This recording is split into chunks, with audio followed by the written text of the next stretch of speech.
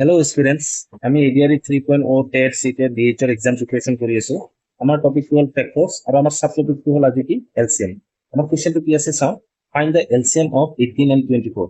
আমাক 18 আৰু 24 ৰ কি লাগে দিছে এলসিএম 108 36 72 144 কোনটো হয় আমি চাও। তাৰ আগতে আমি প্ৰথমতে এলসিএম টো মানে জানিব লাগিব। এলসিএম মানে হল কি লোয়েস্ট কমন মাল্টিপল। এতিয়া চাওঁ আচলতে লোয়েষ্ট কমন মাল্টিপুল মানে কি। এতিয়া নামটোৰ পৰাই গম পাওঁ যে প্ৰথমতে মাল্টিপুল ওলাব লাগিব, তাৰপিছত কমন ওলাব লাগিব, তাৰপিছত লোয়েষ্ট ওলাব লাগিব। তো চাওঁ, আমি এটা সৰু এক্সাম্পল ধৰি চাওঁ যে 2 আৰু 3 ধৰো আমি, তেতিয়া আমাৰ বুজাত সুবিধা হ'ব। আমি এই নাম্বাৰটো পিছত ওলাম। চ' প্ৰথমতে 2 আমি কি ওলাওঁ, মাল্টিপলছ বিলাক ওলাওঁ, মাল্টিপলছ। তো 2 1 jar 2 হ'ব, তাৰপিছত 2 2 jar 4 হ'ব, তাৰপিছত 2 3 jar 6 হ'ব, তাৰপিছত 8 হ'ব, তাৰপিছত 10 হ'ব, তাৰপিছত 12 হ'ব, তাৰপিছত 14 হ'ব, তাৰপিছত 16 হ'ব, তাৰপিছত 18 হ'ব, এনেকে আহি থাকিব। ঠিক আছে, তাৰপিছত 3 মাল্টিপলছ বিলাক কি হ'ব, 3 1 jar 3, 3 2 jar 6, 3 3 jar 9, তাৰপিছত 12, তাৰপিছত 15, তাৰপিছত 18, এনেকে আহি থাকিব। তো আমি মাল্টিপলছ বিলাক ওলালো, এইবিলাক হ'ল মাল্টিপলছ 2 আৰু 3। তো এইবাৰ আমি কমন মাল্টিপলছ খিনি ওলাও। কমন মানে যেটো দুইটাতে আছে। তো দুইটাতে কি আছে, 6 ইয়াতো আছে ইয়াতো আছে। তো 6 টো আহিব কমন মাল্টিপলছত। আৰু কি আহিব, 12। 12 দুইটাতে আছে, ইয়াতো আছে ইয়াতো আছে। তো 12 টো আহিব। তাৰপিছত কি আহিব, তাৰপিছত 18 টো ইয়াতো আছে ইয়াতো আছে। চ' কি আহিব, 18 টো আহিব। চ' এনেকে আহি যাব।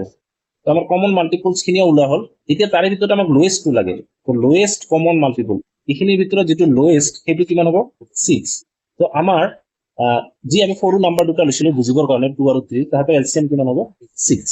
এতিয়া আমাৰ যি দুটা এক্সাম্পল আছে 18 আৰু 24, সেই দুটা আমি ল'ব ট্ৰাই কৰো। কিন্তু আমি এইটো মেথডেৰে নকৰো, এইটো জাষ্ট খালি আমি বুজাৰ কাৰণে যে লোয়েষ্ট মাল্টিপল, লোয়েষ্ট কমন মাল্টিপল কি হয় বা এলচিএম কি হয়। আমাৰ আৰু এটা নিয়ম আছে যিটো আমি শৰ্ট ডিভিজন মেথড ইয়াৰ আগতেও কৰিছিলো, আমি সেইটো দি কৰো। 18 আৰু 24 এইটো হ'ল শৰ্ট ডিভিজন মেথড, এইটো দি কৰিম আমি। চ' দুইটাকে কিহেৰে ডিভাইড যাব লাগিব, এটা নাম্বাৰে যাব লাগিব। চ' আমি কিমান দিলো, 2। তো 2 ৰে ডিভাইড কৰিলে 2 9 jar 18, আৰু এইটো কিমান হ'ব, 12।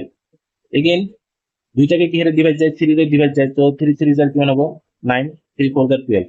আৰু ডিভাইড নাযায়। চ' আমাৰ এলচিএম কি হ'ব, এলচিএম হ'ব আমাৰ গোটেইখিনি আহিব, এলচিএমত গোটেইখিনি আহে। চ' কিমান আহিব, 2 3 এগেইন 3 আৰু কিমান 4। চ' কিমান হ'ব, 2 3 jar 6, আৰু এইখিনি কিমান হ'ব, 3 4 jar 12। এগেইন 6 আৰু 12 ইনটু কৰিলে আনসাৰটো কিমান আহিব, 72। চ' আমাৰ এলচিএম কিমান হ'ব, 72। এতিয়া আমি ইয়াৰ আগতে এইচচিএফ টো কৰিছিলো, খালি ইয়াতে এটা কথা মনত ৰাখিব লাগিব যে এইচচিএফ হলে কিন্তু অকল এইখিনি আহিব যিখিনিৰে দুইটাকে ডিভাইড যায়, 2 আৰু 3। এইচচিএফ টো কিন্তু কিমান হ'ব, 6 হ'ব। কিন্তু যেতিয়া আমি এলচিএম ওলাম, এলচিএম ওলালে কিন্তু আমাক গোটেইখিনি ল'ব লাগিব। চ' গোটেইখিনি মাল্টিপল কৰিলে কিমান হ'ব, 72। আনসাৰটো হ'ব আমাৰ 72। এতিয়া আপোনালোকৰ কাৰণে এটা চিমিলাৰ টাইপ অফ এক্সাম্পল দিয়া হৈছে, find the LCM of 24 and 30।